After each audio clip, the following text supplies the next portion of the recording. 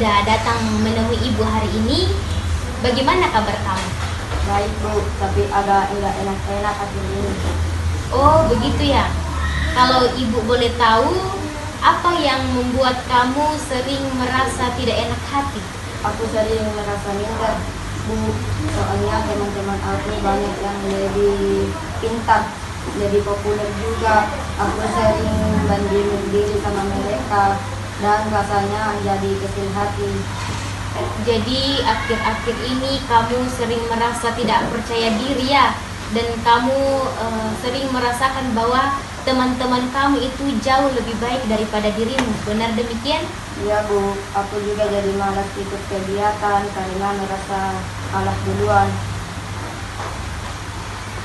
Iya, ibu paham bagaimana perasaan kamu saat ini. Kalau begitu, sekarang kita coba cari tahu bersama ya, bagaimana kamu bisa memiliki pemikiran seperti itu dan bagaimana supaya kamu bisa mengelola pikiran dan perasaan itu supaya kamu lebih menghargai dirimu sendiri. Biasanya waktu di kelas Bu, kalau lihat mereka dipuji guru atau banyak teman yang suka ngobrol sama mereka.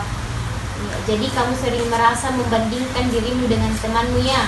Kalau kamu sudah mulai berpikir seperti itu, biasanya apa yang kamu lakukan setelahnya? Kadang pura-pura sibuk biar enggak kelihatan sedih.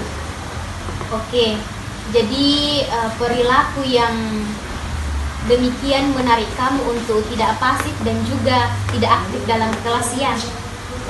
Sekarang ibu mau mengajak kamu untuk belajar mengelola pikiran dan perasaanmu sendiri melalui teknik self management.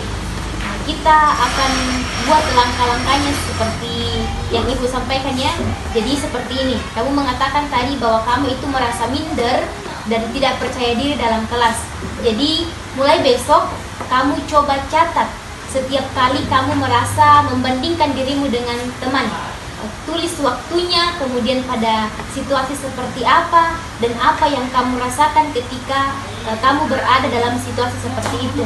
Kemudian setelah itu kamu mencatat selama beberapa hari dan kamu baca lagi catatanmu yang tadi yang kamu tulis dan perasaan apa yang muncul saat itu ketika berada lagi dalam situasi tersebut. Setiap kali kamu berhasil untuk tidak membandingkan diri atau mampu berpikir positif tentang dirimu, kalau kamu merasakan bahwa kamu sudah berpikir positif, kamu boleh memberikan penghargaan kecil untuk dirimu sendiri. Penghargaan kecilnya itu, misalnya kamu menulis kalimat seperti ini: aku unik dan berharga dengan caraku sendiri. Sekarang ibu mau ajak kamu latihan supaya pikiran negatif tadi yang muncul itu bisa perlahan berubah. Kamu coba bilang, dan kamu tadi mengatakan bahwa kamu itu sering merasa kecil hati kalau kamu melihat temanmu itu lebih pintar dan juga lebih populer ya. Sekarang coba kamu bayangkan situasi itu sebentar.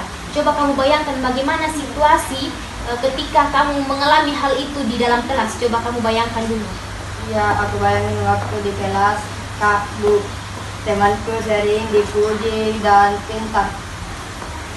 Nah, waktu kamu melihat seperti itu dan kamu membayangkan seperti itu, apa pikiran pertama yang muncul di dalam kepalamu? Aku enggak secantik,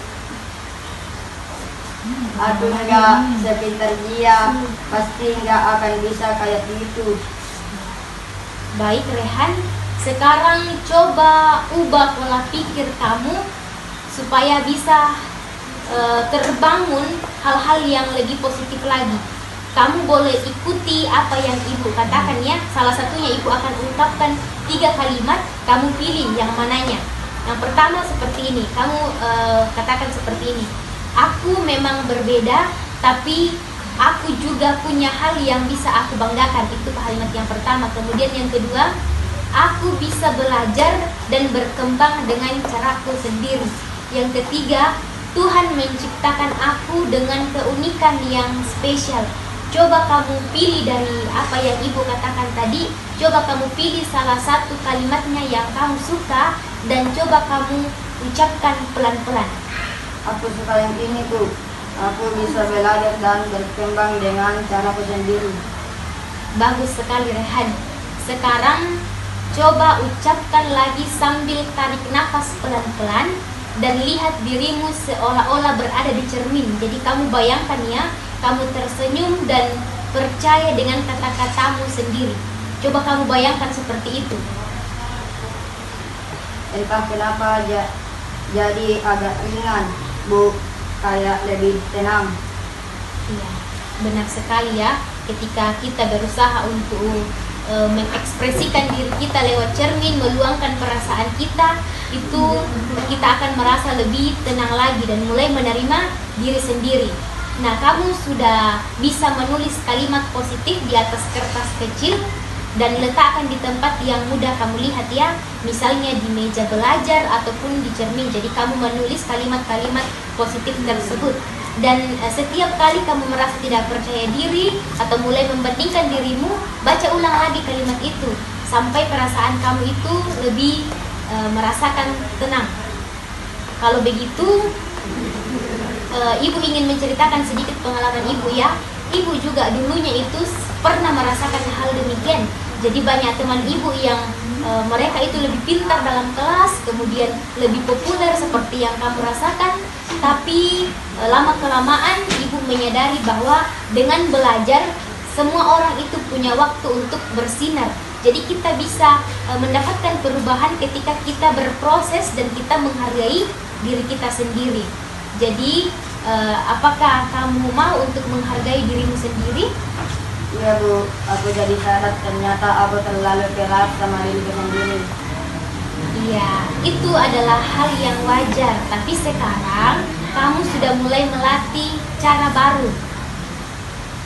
Ibu percaya kalau kamu konsisten dengan latihan ini, dengan melatih tadi hal-hal positif di atas kertas, menulisnya di atas kertas, kamu akan lebih bahagia dan percaya diri. Terus Ibu mau supaya kamu mempraktikannya langkah-langkah tersebut setiap selama 1 minggu. Kemudian minggu depan itu kita akan ketemu lagi ya untuk melihat perubahan apa yang kamu rasakan. Apakah kamu siap untuk mencoba? Siap, Bu. Aku mau belajar lebih percaya diri.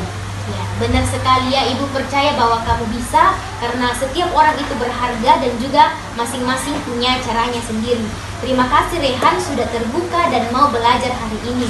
Semoga minggu depan kamu bisa merasakan perubahan dalam dirimu sendiri. Kamu sudah tidak merasa minder, kamu sudah tidak merasakan terpinggirkan di kelas, tapi kamu sudah mengalami perubahan ya. Terima kasih, Bu. Aku senang bisa ngobrol begini. Baik Rehan. Ya. Sampai bertemu minggu depan. Ya, Bu. Terima kasih.